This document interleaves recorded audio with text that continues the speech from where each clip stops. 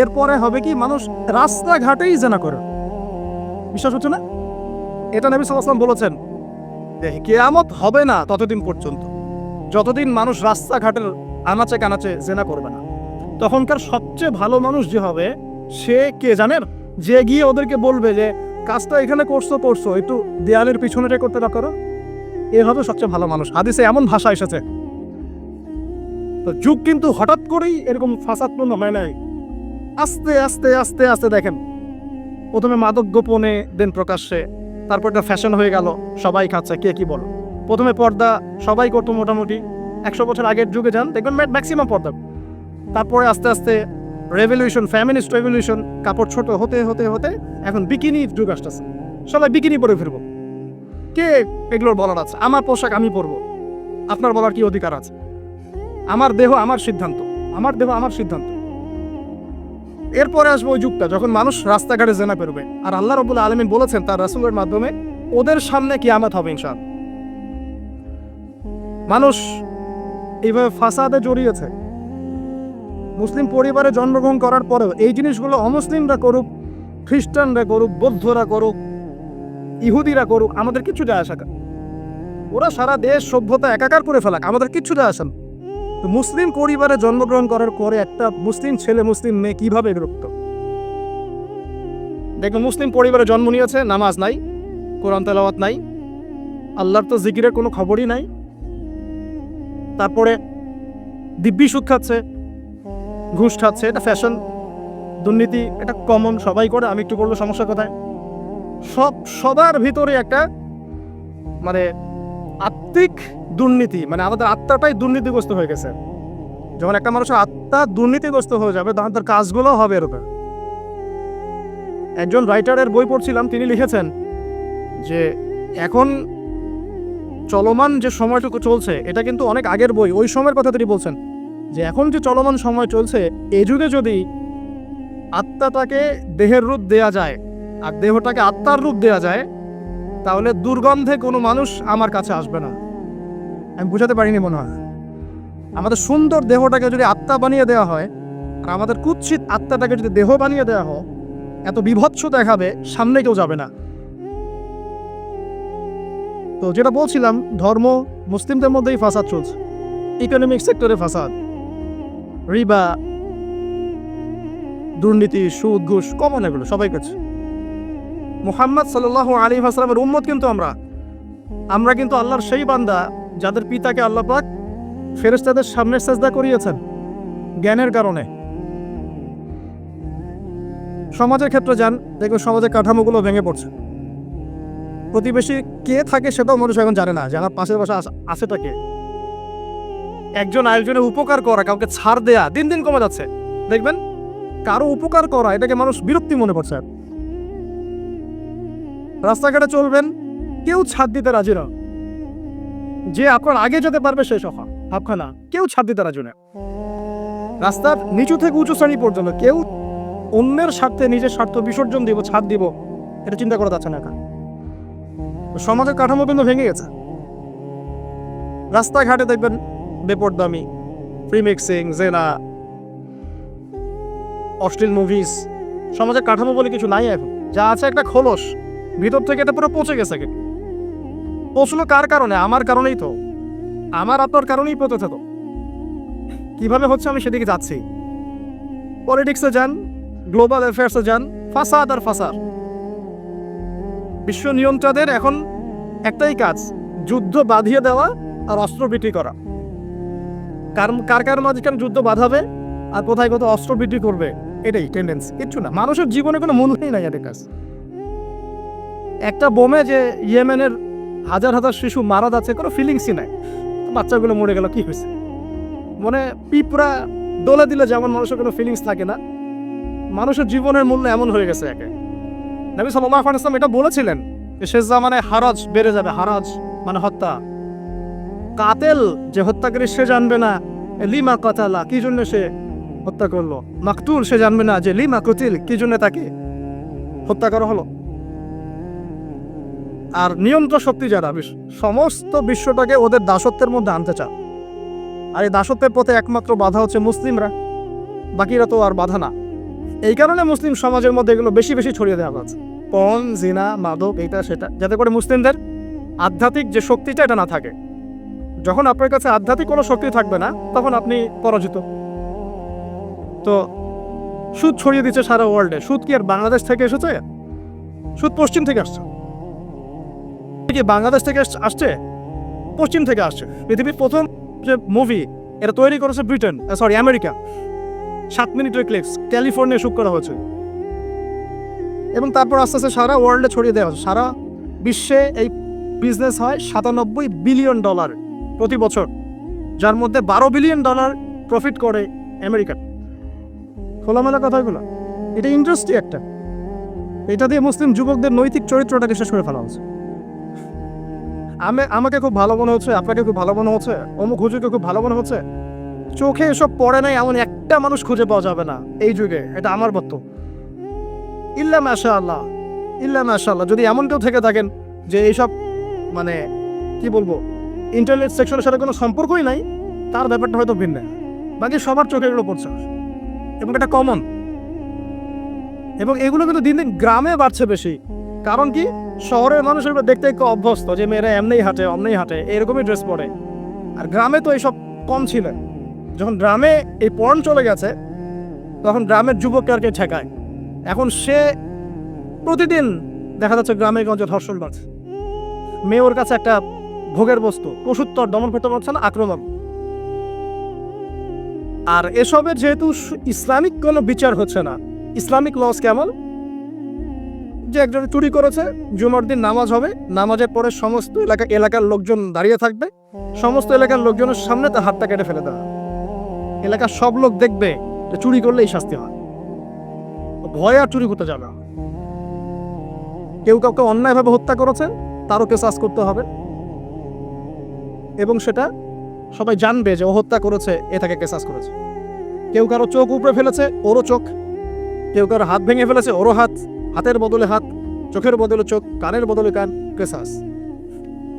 ধর্ষণ করেছে, জনসমক্ষে সবার সামনে নিয়ে এসে দেন কোর্ট বসে সাক্ষী প্রমাণ নিয়ে মৃত্যুদণ্ড। সবাই দেখবে যে মৃত্যুদণ্ড। প্রয়োজনে এই যে প্রজেক্টর লাগিয়ে দেখা না, এই যে এই কাজ করেছে, এই শাস্তি। রাস্তাঘাটে ইফটিজিং হচ্ছে, মোবাইল কোর্ট থাকবে, ইফটিজিং হচ্ছে, রিপোর্ট প্রমাণ ধরা হবে, সাথে সাথে বিচার। এরকম একটা মাস করলে পরে দেখবেন অপরাধের মাত্রা বাড়ে না কম। আল্লাহর কসম করে বলছি, এটা ইনশাআল্লাহ 80% কমে যাবে ইনশাআল্লাহ। কিন্তু এটা করলে কি হবে জানেন? ওই যে পশ্চিমে বসে আছে বিশ্ব নিয়ন্ত্রণ সংস্থা, ওরা বলবে যে স্টেটের দিকে নজর রাখো, এরা মৌলবাদী হয়ে যাচ্ছে, এরা সন্ত্রাসী হচ্ছে, মানবাধিকার লঙ্ঘন করছে, ইত্যাদি ইত্যাদি। অথচ তুমি মিয়া সারা বিশ্বের মধ্যে লাখ লাখ মানুষকে বোম মেরে হত্যা করে দাও, তোমার মানবাধিকার লঙ্ঘন হয় না? সবখানেই ফাঁসা। হকটাকে মানুষ বাতিল মনে করছে, বাতিলকে মানুষ হক মনে করছে। সত্যবাদী তাকে মিথ্যাবাদী বলা হচ্ছে, মিথ্যাবাদীকে সত্যবাদী বলা হোক। এখানে মুসলিমদের জীবনের মূল্য কমে গেছে। এদিকে আর লম্বা করছি না, আমি আমার লেকচারের মূল জায়গায় আসছি। এখান থেকে আমি লেকচার একটা দিকে ফোকাস করে আমি শেষ করব। সেটা হলো, এই সমস্ত প্রবলেমসগুলো আমাদের পক্ষে সলভ করা সম্ভব না। এখন সলভ করার মতো ক্ষমতা আমাদের নাই, অনেক ক্ষেত্রে আমাদের সেই জ্ঞানও নাই, এগুলো নিয়ে ভাবার সময়ও নাই। কিন্তু একটা জায়গায় আমরা ফোকাস করতে পারি, একটা জায়গায়। আজকের লেকচারের এটা সবচেয়ে মূল জায়গা। সেটা হচ্ছে আল্লাহ পাক আমাদেরকে স্ব পরিবার দিয়েছেন, দেন নাই? এবং এই পরিবারটা হচ্ছে একটা সমাজের গঠন একক। আমরা পড়েছি না, গঠন একক। একটা জিনিস, একটা কোষ, তার মধ্যে গঠন একক আছে না, অণু পরমাণু আছে না। সমাজ হচ্ছে, সমাজের অণু বা পরমাণু হচ্ছে পরিবার। একটা সমাজে যদি 100টা পরিবার থাকে, তার মধ্যে যদি 90টা পরিবার সৎ হয়, আল্লাহওয়ালা হয়, ইসলামিক অনুশাসন মেনে চলে সত্যিকার অর্থেই, ইনশাল্লাহ ওই সমাজটা কিন্তু দেখবেন 8-10টা সমাজের চেয়ে ভালো থাকবে ইনশাল্লাহ। আর একটা সমাজে মনে করেন 100টা পরিবার আছে, 90টাই ইসলামের বিরোধী শক্তি, ইসলামের এগেইনস্টে চলে, ইসলামের কোনো পরোয়া নাই, আল্লাহ পাকের হুকুম আহকামে 5 পয়সা পরোয়া নাই। ওই সমাজের অবস্থা নিঃসন্দেহে দুনিয়াতেও ধ্বংস হবেন, আখিরাতেও ধ্বংস। আর এই সমাজগুলোকে নিয়েই তো একটা রাষ্ট্র হয় নাকি? আর এইভাবে রাষ্ট্র নিয়েই তো বিশ্ব। তাহলে ক্ষুদ্রতম যে জায়গাটা, সেটা কি? পরিবার। এই জায়গায় আল্লাহ পাক আপনাকে কর্তৃত্ব দিয়েছেন, এখানে কিন্তু আপনার উপর লাঠি কেউ ঘোরাচ্ছে না। আপনি অ্যাজ এ বাবা আপনি পরিবারের কর্তা, অ্যাজ এ স্বামী আপনি পরিবারের কর্তা, ভাই আপনি পরিবারের কর্তা। আমাদের প্রথম স্টার্টিংটা এই ফ্যামিলি থেকে করা উচিত। তো আল্লাহ পাক এই বিষয়ে কি বলছেন আমি একটা বলে সামনে যাই। আল্লাহ পাক সূরা তাহরিমের মধ্যে 6 নম্বর আয়াতে বলেছেন যে ইয়া আইয়ুহাল্লাযীনা আমানু, হে মুমিনগণ, আমাদেরকে আল্লাহ পাক বলছেন হে মুমিনগণ, কু আনফুসাকুম ওয়া আহলিকুন নার, তুমি নিজে জাহান্নামের আগুন থেকে বাঁচো। আগে নিজের চরকায় তুমি তেল দাও, নিজে জাহান্নামের আগুন থেকে বাঁচো। ওয়া আহলিকুন নার, তোমার যে পরিবারবর্গ আছে এদেরকে জাহান্নাম থেকে বাঁচাও। কেমন দেখেন, আপনাদের বাসায় ছোট ছোট বাচ্চা কাচ্চা আছে না? আছে তো। একটা বাচ্চা যদি আগুন ধরতে যায়, ধরেন ও বোঝে না যে আগুন কেমন হবে, ছোট বাচ্চা, আল্লাহ না করুক, সে ধরেন একটা কয়েল ধরতে যাচ্ছে, কয়লা ধরতে যাচ্ছে, হ্যাঁ, আগুন হাত দিতে যাচ্ছে, তো আপনি কি করবেন? আপনি তাকে সেভ করার চেষ্টা করবেন। সে যদি বলে না আমাকে ছেড়ে দাও আমি ধরবই, আপনি প্রয়োজনে একটা থাপ্পড় দিয়ে হলে সরাবেন কেন, তাই না? এটা হচ্ছে বাঁচানো।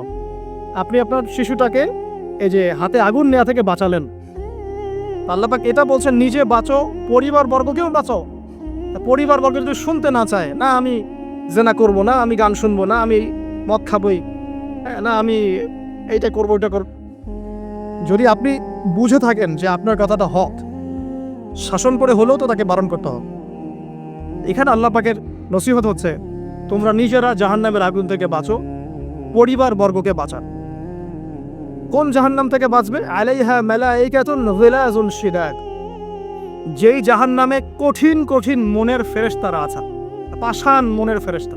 আল্লাহ পাক তাদের মনের মধ্যে কোনো দয়া মায়া দেন নাই। আমাদের মনে দয়া মায়া আছে না, এই দয়া মায়াও আল্লাহ পাক তাদেরকে দেন নাই। শুধু আযাব দেওয়ার মতো শক্তি সামর্থ্য এবং কঠিন একটা মন দিয়েছেন।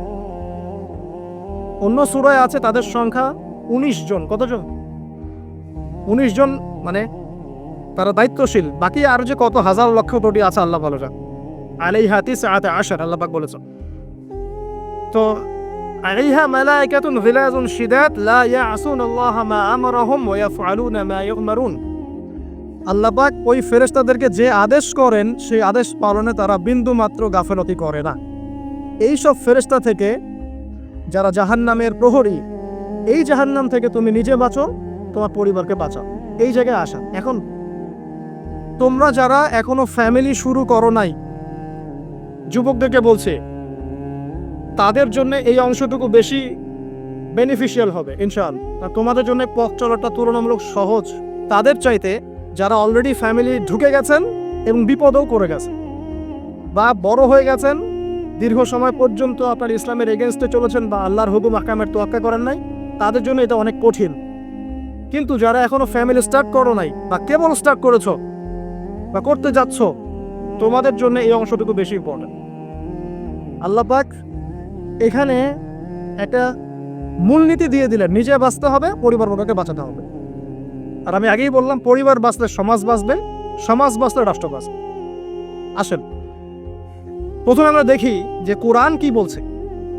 খুব অল্প করে বলি কারণ লম্বা সময় নেওয়ার সুযোগ নাই। কোরআন কি বলছে একটু লাইভলি থাকেন। আদম এবং হাওয়া আলাইহিস সালাম, মনে আছে? তাদের দুইজনকে আল্লাহ পাক পৃথিবীতে নামিয়ে দিয়েছেন না? যে ভুলটা তারা করেছে সেই ভুলের ফল তারা দুইজনের সমানভাবে শেয়ার করে নিচ্ছেন না? বুঝতে পারছেন? আল্লাহ সীমা লঙ্ঘন করার পরে তাদেরকে যে আল্লাহ পাক নামিয়ে দিলেন পৃথিবীতে, এখন এই যে লম্বা সময় তাদেরকে পৃথিবীতে থাকতে হবে, পৃথিবীর এইসব ভোগান্তি পোহাতে হবে, হ্যাঁ, জান্নাতের সেই নাজ নেয়ামত থাকছে না, এই যে কষ্টের পথ চলা, এই পথ চলাতে কি স্বামী স্ত্রী একসাথে না? এভাবে যদি পরিবারের স্বামী এবং স্ত্রীরা তাদের জীবনের উদ্দেশ্যটা ফিক্স করতে পারে এবং সমস্ত বাধা বিপদ থেকে হাসি মুখে একসাথে ডিঙাতে পারে, পরিবারে শান্তি আছে। যদি না পারে তাহলে বুঝবেন যে সে আদর্শ স্বামী ছিল না, অথবা সে আদর্শ স্ত্রী ছিল না। এখান থেকে শিক্ষা হচ্ছে দুইজনের জীবনের উদ্দেশ্য একই রকম হতে হবে, দুইজনের লাইফের ভিশন মিশন সেম হতে হবে, তখন আপনি পরিবারে শান্তি পাবেন ইনশাআল্লাহ। যদি না হয় তাহলে আপনি বিয়ের মধ্যে ভুল করেছেন। অতএব এই জায়গায় নসিহতটা প্রথম নেন। তারপরে চলে আসেন নূহ আলাইহিস সালাম, মনে আছে না? তার একজন ছেলে ছিল, সে কি মুমিন ছিল? করেন নাই, সে কিন্তু মুমিন ছিল না, সে অস্বীকারী ছিল। তার নূহ আলাইহিস সালামের স্ত্রী, সে কি মুসলিম ছিল? চিন্তা করতে পারেন, একজন নবীর স্ত্রী মুসলিম নন, একজন নবীর ছেলে, তিনি আল্লাহর আদেশের পরোয়া করছেন না। আল্লাহ বলছেন লাইসা মিন আহলিক, এই ছেলে তোমার পরিবারের কেউ না। নূহ আলাইহিস সালাম বলছেন, হে আল্লাহ, সে আমার পরিবারের একজন, তাকে ক্ষমা করে দাও। আল্লাহ বলছেন লাইসা মিন আহলিক, সে তোমার পরিবারের কেউ না। নবী পরিবারের সদস্য হওয়া সত্ত্বেও লূত আলাইহিস সালামের স্ত্রী, সে কি জান্নাতি না জাহান্নামী? তাহলে এখানে বোঝেন যে নবী পরিবার হলেও যদি ব্যক্তিগত পর্যায়ে মানুষের মধ্যে ঈমান ইসলাম না থাকে, তাহলে এইসব বংশের পরিচয়, রক্ত, বর্ণ, জাতীয়তাবাদ, ভাষা, এগুলো মানুষকে আল্লাহর আযাব থেকে বাঁচাতে পারবে না। নবীর পরিবারের সদস্য হওয়া সত্ত্বেও তারা জাহান্নামে যাচ্ছে, শ্রোতা হারিম পরেও। তাহলে আমাদের কাজ কি? নিজের চটকাটা তেল দেওয়া। আমি কত বড় আলেমের ছেলে, আমি কত বড় দায়ীর স্ত্রী, আমি কত বড় মানে মুফাসসির মুহাদ্দিসের সন্তান, ভাই, এসবের কোনো মূল্য নাই। নিজে আমি ভালো কিনা, নিজে প্রকৃত মুসলিম মুমিন কিনা, এটার মূল্য আছে। এই কারণেই হয়তো আমাদের নবী সাল্লাল্লাহু আলাইহি ওয়াসাল্লাম তার মেয়ে ফাতিমা রাদিয়াল্লাহু আনহাকে বলছেন, হে ফাতিমা, হে আমার কলিজার টুকরা মেয়ে, হে আমার কলিজার টুকরা মেয়ে, তুমি শোনো, পৃথিবীতে আমার কাছে যা চাওয়ার তুমি চেয়ে নাও, পরকালে আমি তোমার কোনো হেল্প করতে পারছি না। অথচ আমরা জানি নবী সাল্লাল্লাহু আলাইহি ওয়াসাল্লাম সবার জন্য কি করবেন? সুপারিশ করবেন, সেটা অন্য বিষয়। তোমাকে তোমার হিসাব একাই দিতে হবে, নবী সাল্লাল্লাহু আলাইহি ওয়াসাল্লাম এটা বলেছেন। একদিন তিনি বাসায় ঢুকলেন, দেখছেন আয়েশা রাদিয়াল্লাহু আনহা কান্নাকাটি করছে। আয়েশা, আর বলে রাখি, আয়েশা রাদিয়াল্লাহু আনহাকে আমাদের নবীজি বলেছেন, তাকে প্রশ্ন করা হচ্ছে, আপনি পৃথিবীতে সবচেয়ে বেশি কাকে ভালোবাসেন? তিনি বলছেন আয়েশাকে। তারপরে কাকে ভালোবাসেন? আবু বকর। তারপর কাকে ভালোবাসেন? ওমর। কথা বুঝতে পারছেন? সেই আয়েশা রাদিয়াল্লাহু আনহা বাসায় কান্নাকাটি করছেন। তিনি বলছেন, কি জন্য কাঁদছো হে আয়েশা? আয়েশা রাদিয়াল্লাহু আনহা বলছেন, জাহান্নামের আযাবের ভয়ে আমি কাঁদছি। কি হবে ইয়া রাসূলুল্লাহ আমাদের শেষ হবে? তখন আল্লাহর নবী তার স্ত্রীকে বলছেন, যাকে তিনি সবচেয়ে বেশি ভালোবাসেন, তাকে বলছেন, তিনটা ক্ষেত্র বা তিনটা জায়গা আছে যখন পৃথিবীর কোনো মানুষকে চিনতে পারবে না পরকালে, এমনকি আমিও তোমাকে চিনতে পারবো। সেটা কি? যখন এই যে মিজানের পাল্লাটা দাঁড় করানো হয়, যে এটা ভারী হচ্ছে না হালকা হচ্ছে, এ সময় কেউ কাউকে চিনবে না, কারো কথা কারো মনে থাকবে না। যে গার্লফ্রেন্ডের জন্য আপনি জীবন দিচ্ছেন, তার কথা আপনার মনে থাকবে না। যে স্ত্রী সন্তানের জন্য আপনি সারা জীবন দুর্নীতি করে গেলেন, তার কথা আপনার মনে থাকবে না। এমনকি যে স্ত্রীর কাছে আপনি অনেক প্রেমময় স্বামী, সেও আপনার কথা মনে রাখবেন যখন মিজানের পাল্লাটা উঁচু করা। দুই, যখন আমল নামা ছুড়ে দেওয়া হবে, আমল নামা এভাবে উন্মুক্ত করে ছুড়ে দেওয়া হবে, ইকরা কিতাবাক, তুমি আজকে তোমার কিতাব পড়ো, ওয়া কাফা বিনাফসিকা আল-ইয়াওমা আলাইকা হাসিবা, আজকে তুমি নিজেই তোমার নফসের হিসাব নেওয়ার জন্য যথেষ্ট। এই সময় আয়েশা, আমি তোমার কথা বলে রাখতে পারবো। আরেকটা হচ্ছে যখন মানুষ পুলসিরাত পার হবে, তখন কেউ কারো কথা মনে রাখে না। এখান থেকে শিক্ষা কি? নূহ আলাইহিস সালামের পরিবারের সদস্য হয়েও তারা আল্লাহর আনুগত্য না করার কারণে জাহান্নামে যাচ্ছে। লূত আলাইহিস সালামের পরিবারের সদস্য হয়েও ঈমান না আনার কারণে তারা কি করছেন? জাহান্নামে যাচ্ছেন। আমাদের শিক্ষা হচ্ছে আমাদের পরিবারগুলোর, যে আমাদের এই বংশ, আমাদের এই যে টাকা পয়সা, স্ট্যাটাস, রং, হ্যাঁ, বাড়ি গাড়ি, পলিটিক্যাল পদ, কোনো কিছুই আমাদেরকে আল্লাহর আযাব থেকে বাঁচাতে পারবে না যদি আমরা প্রকৃত মুসলিম মুমিন না হতে পারি। তো পরিবারের সদস্যদেরকে আল্লাহ পাক ঈমানদার হওয়ার তৌফিক এনায়েত করুন। এবার আসেন সামনে, আরো সামনে যান, দেখেন ওই যে ইব্রাহিম আলাইহিস সালাম, দেখেছেন? মনে আছে? বাবা হচ্ছে ওই সমাজের সবচেয়ে বড় লিডারের ডান হাত, নমরুদের ডান হাত। সে হচ্ছে মূর্তি পূজারীদের সর্দার, মানে মূর্তি সে বানাতো, স্ট্যাচু মেকার। ইব্রাহিম আলাইহিস সালামকে আল্লাহ পাক ওই ঘরেই জন্ম দিয়েছেন যেখানে তার বাবা একজন শিরকের কাণ্ডারি। ইব্রাহিম আলাইহিস সালাম তাকে বোঝানোর চেষ্টা করলেন, বাবা, এটা শিরক, এটা শয়তানের কাজ, এখান থেকে ফিরে আসো, আমি তোমার জন্য আল্লাহর কাছে দোয়া করবো ইত্যাদি। বাবা তার কথা শুনলো না। এটা তো এমন না যে তিনি শুধু একবার বলেছেন, তিনি হয়তো বলতেই ছিলেন, একদিন দুই দিন না, কিন্তু বলতেই আছে। এক পর্যায়ে বাবা তাকে বের করে দিল বাসা থেকে, ফাহজুরহুম, এখান থেকে বের হয়ে যাও। তুমি যদি আমাদের এই দেবতাদেরকে গালি দেওয়া বন্ধ না করো তাহলে আমি তোমার মাথা পাথর দিয়ে মেরে ফাটিয়ে ফেলব। হ্যাঁ আমার আব্বা, আপনার প্রতি শান্তি বর্ষিত হোক, আমি আল্লাহর কাছে আপনার জন্য দোয়া করব। পরে যখন আল্লাহ পাক তাকে বললেন যে কোনো মুশরিকের জন্য তোমার দোয়া করার সম্ভাবনা পাবে না, তখন থেকে ইব্রাহিম আলাইহিস সালাম দোয়া করা বন্ধ করে দেন। এখানে দেখেন ছেলে, একজন যুবক ছেলে, তার মধ্যে ঈমান এসেছে, সে তার পরিবারের চলমান শিরকের বিরুদ্ধে কথা বলছে, প্রয়োজনে সে সেখান থেকে স্কিপ করেছে, তাকে বের করে দেওয়া হয়েছে, সে চলে গেছে, তারপরেও কিন্তু তাওহীদের সাথে শিরকের আপোষ করে নাই। ইব্রাহিম আলাইহিস সালাম সামনে যান, ওই যে তার স্ত্রী হাজেরা আলাইহিস সালাম তার সন্তান এবং স্ত্রীকে রেখে আসছেন কোথায় বলেন? মক্কায়, তাই না? মরুভূমিতে, খাবার নাই, পানিও নাই। এখন ইব্রাহিম আলাইহিস সালাম চলে যাওয়ার সময় তার স্ত্রী বলছেন যে আপনি কি আল্লাহর আদেশেই আমাকে ছেড়ে যাচ্ছেন? তিনি বলছেন হ্যাঁ। তখন তিনি বলছেন আল্লাহ পাক আমাদেরকে ধ্বংস করবেন না ইনশাআল্লাহ। এখানে খেয়াল করে দেখেন, তারপর সাফা মারওয়া সাই করলেন, জমজম কূপ পানি বের হলো, সেখানে কমিউনিটি গড়ে উঠলো। ইসমাইল আলাইহিস সালামের ঔরস থেকে পরবর্তীতে মুহাম্মদ সাল্লাল্লাহু আলাইহি ওয়াসাল্লামের জন্ম হয়েছে ওই ট্রাইবের মধ্যেই। তো এখানে খেয়াল করেন, এই যে সন্তান ইসমাইল আলাইহিস সালাম, তিনি যখন একটু বড় হচ্ছেন তখন ইব্রাহিম আলাইহিস সালাম আসছেন, এসে বলছেন আমি স্বপ্ন দেখেছি, ইয়া বুনাই আমি স্বপ্ন দেখেছি, ইন্নী আরা ফিল মানামি আন্নী আসবাহুক, আমি স্বপ্ন দেখেছি আমি তোমাকে জবাই করছি, ফানজুর মাযা তারা, তোমার কি রায় আমাকে বলো। তো এখন ইসমাইল আলাইহিস সালাম বলছেন, কিশোর ইসমাইল, ইয়া আবাতি, হে আমার বাবা, ইফআল মা তুমার, আপনি সেটাই করেন যা আল্লাহ আপনাকে আদেশ করেছে। সাতাজিদুনি ইনশাআল্লাহু মিনাস সাবিরিন, ইনশাআল্লাহ আপনি আমাকে সবরকারী পাবেন। কার কথা এটা? ইসমাইল আলাইহিস সালামের কথা। এখন খেয়াল করে দেখেন, ইসমাইল আলাইহিস সালামকে কিন্তু তার বাবা 24 ঘন্টা কাছে রেখে মানুষ করেন নাই, কারণ তিনি থাকতেন ওই যে প্যালেস্টাইনে, সেখানে আরেকজন স্ত্রী আছেন সারা আলাইহিস সালাম, আসা যাওয়া করতেন। মূলত তাকে মানুষ করেছে তার মা হাজারা আলাইহিস সালাম, যেই সবরকারী, আল্লাহর প্রতি তাওয়াক্কুলকারী মা বলেছিল আল্লাহ যদি আপনাকে আদেশ করে থাকেন আমাদেরকে ছেড়ে যাওয়ার জন্য, সেই আল্লাহ আমাদেরকে ধ্বংস করবেন না। ওই যে তাওয়াক্কুল, ওই যে সবর, তার গর্ভ থেকে আল্লাহ পাক জন্ম দিয়েছেন ইসমাইল আলাইহিস সালাম। যেমন মা তেমন সন্তান, যে সন্তান বলছে আমাকে জবাই করতে যদি আল্লাহ পাক আদেশ করে থাকেন আপনি করেন। তো ঘরের মধ্যে স্ত্রীরা, আমাদের ঘরের স্ত্রীরা যদি হাজেরা আলাইহিস সালামের মতো না হতে পারে, সবরকারিনী এবং আল্লাহর প্রতি তাওয়াক্কুলকারিনী, আমাদের বোনেরা, আমাদের মায়েরা যদি হাজেরা আলাইহিস সালামের মতো সবরকারিনী হতে না পারে, আল্লাহর প্রতি তাওয়াক্কুলকারী হতে না পারে, তাহলে তাদের গর্ভ থেকে কশ্চিন কালেও ইসমাইলের জন্ম হবে না। কথা বুঝতে পারছেন? তাদের গর্ভ থেকে কশ্চিন কালেও ইসমাইলের মতো সন্তানের জন্ম হবে না এবং ইসমাইলি প্রজন্ম গড়ে উঠবে না। এই জন্যই আপনি তাকিয়ে দেখেন ম্যাক্সিমাম পরিবারের সন্তান এখন বেলাইনে চলে গেছে। কারণ কি জানেন? মায়ের সমস্যা আছে। শুধু বাপেই সমস্যা থাকে না, মায়েও সমস্যা থাকে। মায়ের ফিতরাত সন্তানের মধ্যে চলে আসে।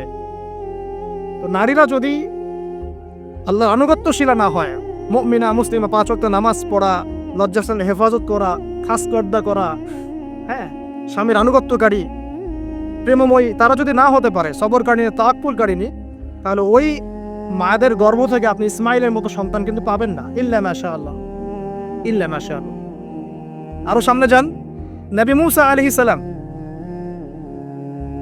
একজন ব্যক্তিকে একটা ঘুষি দিয়েছেন, সেই ব্যক্তি ওইখানে স্পট ডেড, আর ফেরাউনের লোকজন তাকে ধাওয়া করছে। মুসা আলাইহিস সালাম মিশর থেকে চলে গেলেন মাদিয়ান নামক জায়গায়।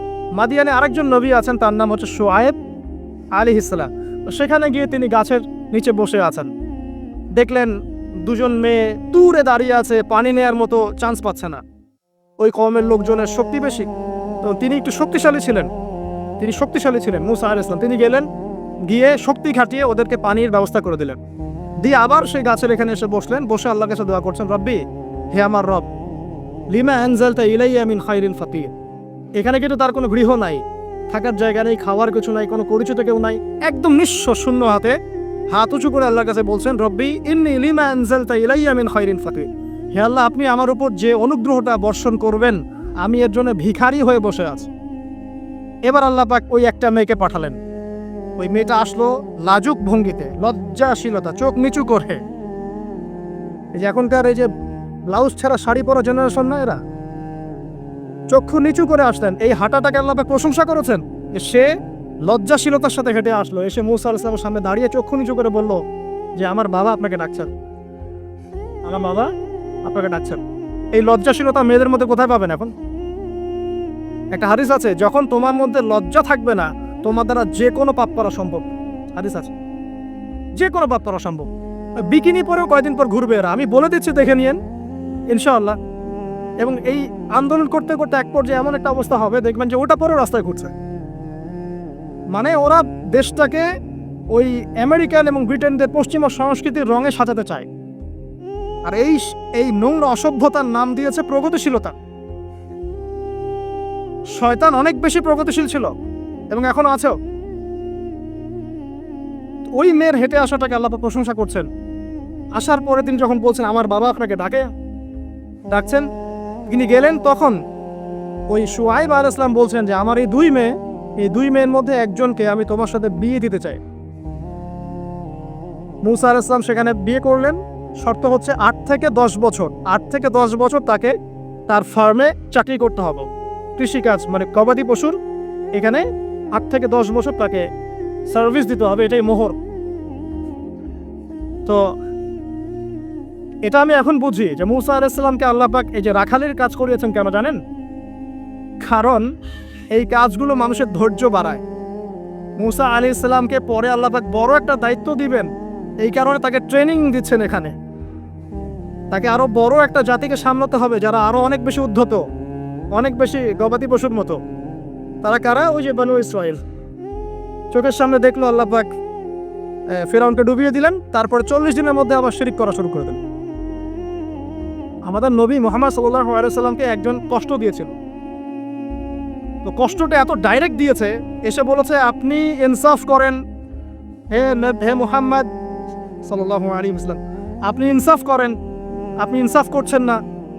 তো সাহাবীদের চোখ মুখ লাল হয়ে গেল যে এত বড় কথা নবীকে বলে। তখন নবী সাল্লাল্লাহু আলাইহি ওয়াসাল্লাম বলছেন দাঁড়াও, আমার ভাই মূসাকে তার কওম আরো অনেক বেশি কষ্ট দিয়েছে। মানে মূসা আলাইহিস সালামের কষ্টের কথা চিন্তা করে আমাদের নবী সান্ত্বনা নিচ্ছেন, যেটা তো কিছুই না। মূসা আলাইহিস সালামকে তার কওম আরো অনেক বেশি কষ্ট দিয়েছে। তো এই কওমকে সঠিক পথে চালানোর জন্য আল্লাহ পাক 8 বছর তাকে রাখালি করিয়েছে। আপনারা জানেন কিনা জানি না যে বেশিরভাগ নবী কিন্তু কৃষিকাজ করেছেন, জানেন? তো যারা কৃষিকাজ করছেন আপনারা এখানে নিজেকে হীনমন্যতায় ভোগার, ছোট মনে করার কোনো সুযোগ নাই। আপনি একটা নোবেল প্রফেশনের মধ্যে আছেন, খাঁটি প্রফেশনের মধ্যে আছেন, ঠিক আছে? তো দেখেন, এবার মূসা আলাইহিস সালাম একজন ভালো গার্ডিয়ান পেলেন, তার নাম শুআয়ব আলাইহিস সালাম।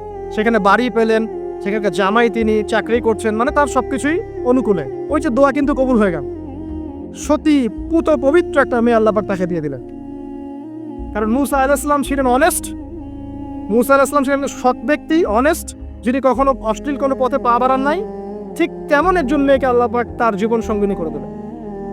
তাই আমাদের শিক্ষা হচ্ছে, আমরা যদি নিজেদেরকে পবিত্র রাখতে পারি, তোমাদেরকে বলছি, ইনশাআল্লাহ তুমি তোমার জীবনে পুত পবিত্র নেককার স্ত্রী পাবে। কিন্তু তোমরা যদি এখনকার এইসব প্রলোভনে পড়ে যে না মদ, কর্ন, হাবিজাবি সব কিছুর মধ্যে ঢুকে যাও, মাদক ইত্যাদির মধ্যে, পুত পবিত্র নারী আসবে না। দেখবা যে এমন নারী তোমার জীবনে আসছে যে নিজেও পবিত্র না। আর কিফা অনকে রম, আল্লাহ পাক ব্যালেন্স করেন সবসময়, ইল্লা মাশাআল্লাহ। শুধু তাই না, শুআয়ব আলাইহিস সালামের মতো একজন গার্ডিয়ান তিনি পেলেন, যিনি তাকে দিনের পথে হেল্প করলেন। পরবর্তীতে মূসা আলাইহিস সালাম নবী হলেন। এখান থেকে একটা প্রমাণ আছে, দলিল, সেটা হলো বাড়ির গার্ডিয়ান যদি দিনদার হয়, শুআয়ব আলাইহিস সালামের মতো সাপোর্টিং হয়, পরিবার বর্গকে দিনের জন্য সাপোর্ট করছে, সেই পরিবারের মধ্যে শান্তি আসবে ইনশাআল্লাহ। এবং সেই পরিবারের যুবকরা সৌভাগ্যবান, যুবতীরাও সৌভাগ্যবান, সেই পরিবারের সন্তান সন্ততি তারা সৌভাগ্যবান। তাই পরিবারের গার্ডিয়ান যারা আছেন, আজকের খুতবা শুনছেন, আপনারা সাপোর্টিভ হন, পরিবারকে দিনের ক্ষেত্রে সাপোর্ট দেন, একটা ভালো প্যারেন্টিং করেন, মানে সন্তানদেরকে সুন্দর প্যারেন্টিংসের মধ্যে নিয়ে আসেন। আসুন সামনে যাই, এবার একটু কনক্লুশনের দিকে যাচ্ছে, আসেন। তো কোরআনের পরতে এরকম দলিল আছে। আরো দেখবেন, ইয়াকুব আলাইহিস সালাম মৃত্যুবরণ করছেন, সন্তানদেরকে ডেকে বলছেন যে আমার পরে তোমরা কার ইবাদত করবে। মানে তিনি কনসিয়াস যে আমার পরে বাচ্চা কাচ্চারা আবার যেন বিভ্রান্ত হয়ে না যায়, তোমরা কার ইবাদত করবে ডেকে বলছেন। আর আমরা ওই সময় ডেকে বলতাম যে আমার ব্যাংকের 10 কোটি টাকা আছে, 1 কোটি ওকে দিস, আর 1 কোটি ওকে দিস, হ্যাঁ আমার জমি জমা এগুলা আছে, ওকে এটা দিস, ওকে এটা দিস। উনি ডেকে বলছেন তোমরা আমার পর কার ইবাদত করবে। সন্তানরা বলছে আমরা এক আল্লাহর ইবাদত করব, যার ইবাদত আপনি করেছেন, আপনার পিতাও করেছে। সচেতন গার্ডিয়ান। সামনে যান, আপনি দেখবেন ইউসুফ আলাইহিস সালাম, যিনি যে জেলখানায় বন্দী হলেন, করে মিশরের খাদ্যমন্ত্রীর দায়িত্ব পেলেন, তার বাবা ইয়াকুব আলাইহিস সালাম কাঁদতে কাঁদতে চোখ অন্ধ হয়ে গেল। দেখেন, যখন ইউসুফ আলাইহিস সালাম তার ভাইদেরকে বললেন এই যে রুমালটা, এই রুমালটা নিয়ে যাও আমার বাবার চোখের উপরে দিবে, ইনশাল্লাহ সে দৃষ্টিশক্তি ফিরে পাবে।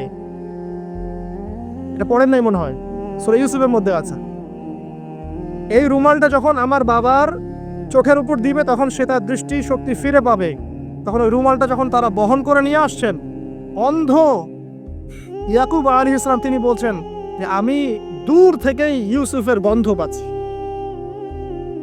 সূরা ইউসুফ আর জোলাইখার প্রেম কাহিনী নয়। সো ইউসুফ হচ্ছে তার পিতা ইয়াকুব আলাইহিস সালাম এবং এই যে তার ছেলে ইউসুফ আলাইহিস সালাম, তাদের মধ্যে ভালোবাসার কাহিনী। এটা ভালো করে পড়েন, ভালো করে বুঝবেন। এখানে পিতার সন্তানের ভালোবাসাকে বোঝানো হয়েছে। এত ভালোবাসেন তিনি সন্তানকে। এখান থেকে শিক্ষা কি? শিক্ষা হচ্ছে পিতাদেরকে সন্তানদেরকে ভালোবাসতে হবে, আদর করতে হবে, কাছে থেকে বোঝাতে হবে। সবসময় শাসনের লাঠি ঘোরানো যাবে না।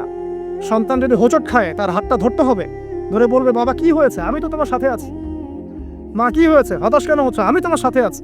একটা রেজাল্ট খারাপ হচ্ছে তো কি হয়েছে, আমি তোমার সাথে আছি। বাবা নামাজ পড়ো, বাবা কোরআন তেলাওয়াত করো, আল্লাহকে ডাকো, আল্লাহ তোমার সাথে আছে। ওকে কনফিডেন্স দিতে হবে। ওর পিছন থেকে সন্তানরা কনফিডেন্স পাবে, এই সন্তানরা বড় আত্মবিশ্বাসী হবে। আর পিছন থেকে যখন আপনি তাকে সবসময় শাসন করতে থাকবেন, জুলুম করতে থাকবেন, এ বড় হয়ে আপনাকে বৃদ্ধাশ্রমে পাঠাবে না তো কোথায় পাঠাবে? সন্তানদের ভালোবাসতে হবে। এটা বলে রাখি, এখানে দেশে আবার 30টা বৃদ্ধাশ্রমও আছে। ইসলামে বৃদ্ধাশ্রমের কোনো জায়গা নাই। আর এখন আমি চলমান একটা পত্রিকা রিপোর্ট দেখলাম গুগলে, নাম করা পত্রিকা, নাম বলছি না। তারা বলছে এখন বৃদ্ধাশ্রম সময়ের দাবি। বৃদ্ধাশ্রম এখন সময়ের দাবি, নাউজুবিল্লাহ। আর ইসলাম বলছে সবচেয়ে সেরা অধিকার দিবে মাকে, তারপরে মাকে, তারপরে মাকে, তারপর বাবাকে। মায়ের পায়ের নিচে জান্নাত, বাবার সন্তুষ্টিতে আল্লাহর সন্তুষ্টি, এগুলা ইসলাম বলছে। আর এখনকার সভ্যতা আমাদেরকে বলছে যে বৃদ্ধাশ্রম এখন সময়ের দাবি। ইউসুফ আলাইহিস সালামকে যেভাবে ভালোবাসতেন তার বাবা, সন্তানকে ভালোবাসুন। আমাদের নবী মুহাম্মদ সাল্লাল্লাহু আলাইহি ওয়াসাল্লাম মানুষকে যত ভালোবাসতেন, এর কারণ কি জানেন? ছোটবেলা থেকেই তাকে খুব ভালোবাসা দিয়ে মানুষ করা হয়েছে। তার মা তাকে ভালোবাসতেন, তার দুধ মা তাকে ভালোবাসতেন, তার দাদা আব্দুল মুত্তালিব তাকে সাথে করে নিয়ে ঘুরতেন, কাবার সামনে বসাতেন, বসিয়ে বলতেন তার নাম হচ্ছে মুহাম্মদ, প্রশংসিত। এই নামটা তখন আরবে কেউ রাখতো না। আমার এই নাতি, আমার এই ছেলের ছেলে ইনশাআল্লাহ এ বড় হয়ে নেতা হবে, এই কথা বলতেন। তাকে আত্মবিশ্বাস দিতেন।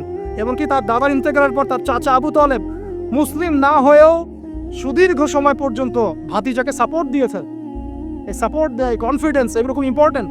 এগুলোর ঘাটতি যখন হবে তখন এই যুব সমাজ পরিবারের সদস্যরা ফেড আপ হয়ে যাবে, মানসিক কষ্টে ভুগবে, মাদকের কাছে যাবে, অন্য একটা মেয়ের কাছে যাবে, আপনার মিউজিক্যাল ইনস্ট্রুমেন্টের কাছে যাবে। ঠিক আছে, আমরা শেষ করছি। তো এখান থেকে একটা শিক্ষা হচ্ছে যে আমাদের পরিবারের সদস্যদেরকে ভালোবাসা এবং তাদের প্রতি কনফিডেন্স দেয়া, তাদেরকে আল্লাহর পথে চলতে সাহায্য করা। ইনশাআল্লাহ দেখবেন যে তারা আপনাকে সম্মান করবে, আপনাকে একজন বন্ধু মনে করবে, যে না আমার পাশে কেউ আছে, আমি একা নই, এমনটা ফিল করবো। এটা খুব ইম্পর্টেন্ট। শেষ করার আগে এই যে কোরআনিক কিছু আমি জাস্ট এক্সাম্পল দিলাম, বিচ্ছিন্ন এক্সাম্পল কোরআনে এইভাবে আসছে। এছাড়া লোকমান আলাইহিস সালামের ঘটনায় আপনি পাবেন। লোকমানের মধ্যে সন্তানকে ডেকে কত নসিহত করছেন, বাবা শিরিক করো না, সৎ কাজের আদেশ করো, অসৎ কাজে নিষেধ করো, পিতামাতার খেদমত করো। আর আমরা বাচ্চাদেরকে কি শেখাই? জমি জমা, বাড়ি গাড়ি, দাঁড়াতে হবে, চাকরি করতে হবে, এটা সেটা। আগে সন্তানকে শেখাচ্ছে বাবা আল্লাহকে চিনো, আল্লাহ বলে একজন আছে, তিনি, তাকে চিনো আগে, তার সাথে কাউকে শরিক করো না। শিরকের শিক্ষা কোথায় এখনো পরিবারের মতো? তো কোরআনে এরকম অসংখ্য দলিল আছে। শেষ করার আগে আমি যেটা বলতে চাই যে আমাদেরকে কিছু কিছু বিষয় যদি আমরা এখনো যদি মেনে চলি, এই ভঙ্গুর সমাজ ব্যবস্থায়ও আদর্শ পরিবার ধরে রাখা ইনশাআল্লাহ সম্ভব। আমি সব কথা আজকে বলতে পারলাম না, ইনশাআল্লাহ আরেকদিন কথা হবে অন্য কোনো লেকচারে। যে প্রথমেই পরিবারের যে সদস্যরা আছেন তাদেরকে ইলম বা জ্ঞানের চর্চা করতে হবে।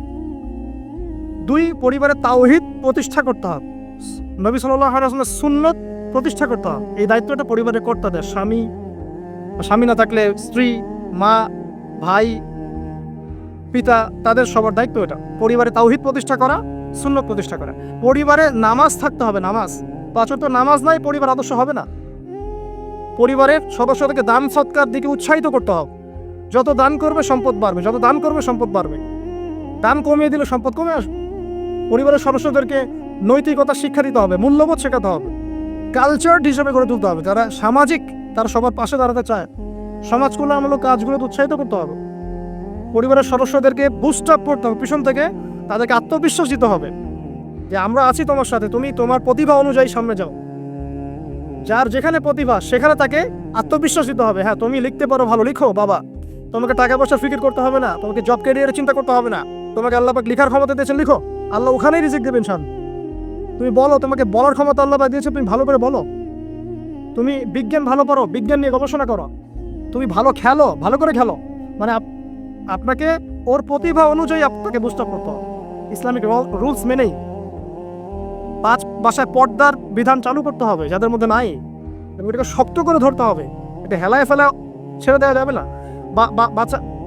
বাসার মধ্যে অপসংস্কৃতি যেগুলো আছে, বাইরের কালচার যেগুলো ঢোকে, এগুলো রাস্তা বন্ধ করতে হবে।